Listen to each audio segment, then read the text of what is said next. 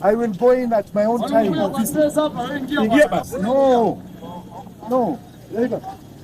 In the eyes of Kenyans and his family, Jimmy Wanjigi is seen as an innocent man being unjustly harassed and framed for a crime he did not commit.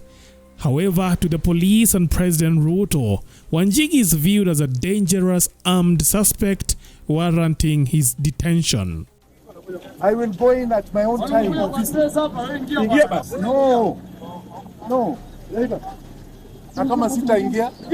They said they have found a car outside my residence that has got items they want to question me about.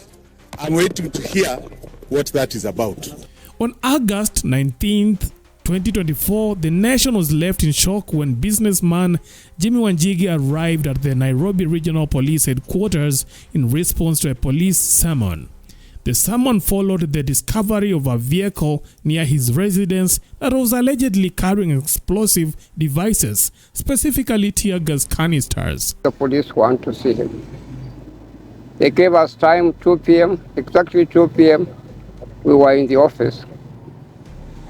We talked to the senior investigating officer, and he said that he now wanted to take a statement from Mr. Wanjigi. We were a little bit surprised because that's not what we had been told before.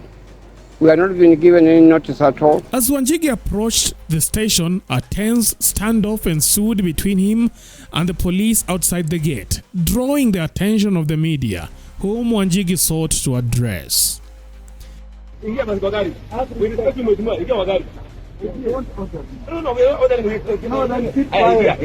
Keep quiet.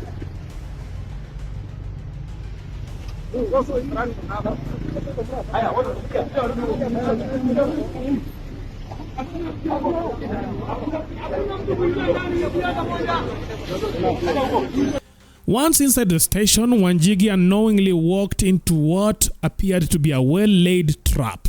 The moment was ripe for the police to arrest him, especially after he had previously taunted them for failing to apprehend him at his home in Muthaiga. Please don't be rough. Huh? Don't be rough with our client. You are assaulting in my...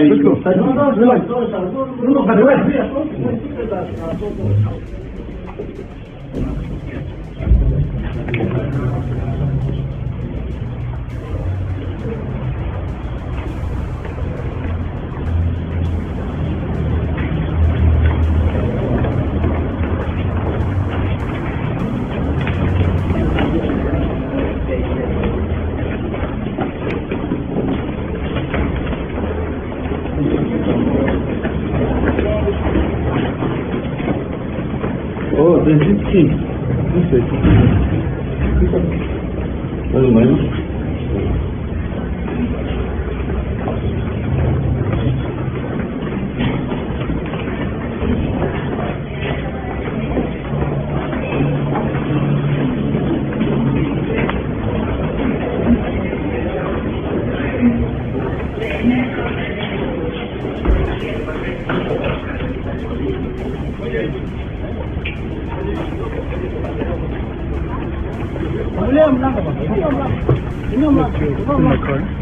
As soon as Wanjigi presented his defense through his lawyers, the police swiftly moved to level a new charge against him, claiming he was in possession of firearms without a valid certificate.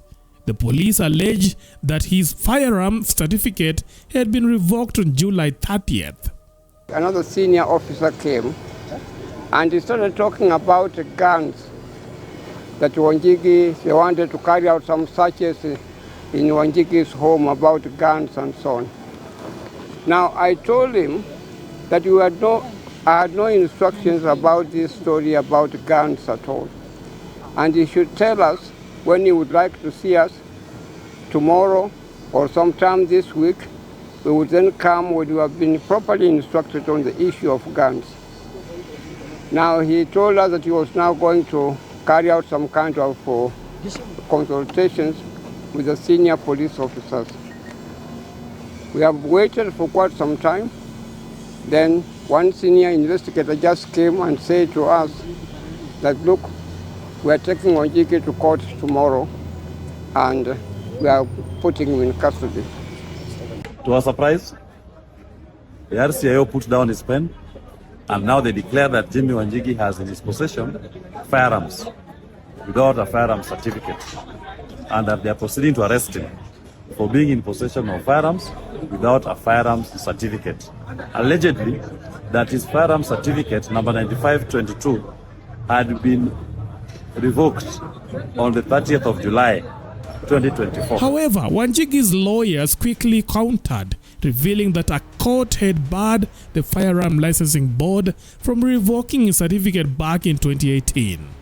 They argue that Wanjigi's arrest was a calculated move to plant false evidence at his home and frame him as an armed and dangerous individual, setting the stage for him to be charged with terrorism by the government. That in fact the issue of revocation of Jimmy Wanjigi's firearms certificate had been litigated in Judicial Review number 46 of 2018, where the court quashed the decision of the Firearms Licensing Board to revoke Jimmy Wanjigi's firearms certificate. That court order is still active.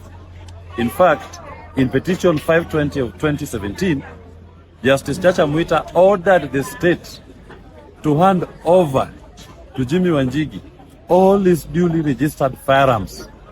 That is the case that led to former DCI Kinoti being committed to jail for 4 months, for not obeying the orders of the court to hand over. So you are surprised that now it became about that thing. So right now, we are saying that this is a plan to interfere with the issue of Jimmy's liberty, and they are trying to plant evidence, they are trying to plant information at his residence, at his home, everywhere, including there are even a plan to continue planting more firearms at his residences, at his homes, with a view to charge him with terrorism-related offenses. We will reject that. The rule of law needs to be respected. Thank you very much. I have to run back there. I'll come back for questions. What is happening is despicable. That is not the way justice should be administered at all. Wakili, you're saying he has been arrested? No, he has been put in custody now. Yes. He's being taken, I believe, to Kamukunji, and tomorrow morning he will be appearing in court. Only him alone, or together with his family, all the members? That I don't know, yes. But they said it appeared as if him alone. And which court exactly? We don't know. I think it must be in Chief Magistrate's Court at Milimani. Wakili, in regards to the court order that was issued to stop his arrest, yes, and also stopping police from going to his residence, yes, there was a mention of that case on 16. That was Friday. Yes, and what happened? Those orders, so far as we are concerned, are still in force. Those orders are still in force. But what is happening now is despicable. That is not the way justice should be administered at all. Things are happening which used to happen during Moi administration, which I thought as a country we have now got over. But it appears as if we are going back to that era. That's all that I have to say. Thank you, Wakili. Is there any question you want to say? You're heading there now? You're heading there now? I'm going there now. Okay. I'll go there now. And I'll do my best to see whether I can visit a judge this evening to give us orders that Wanjigi should be released. Okay. All right. Yeah.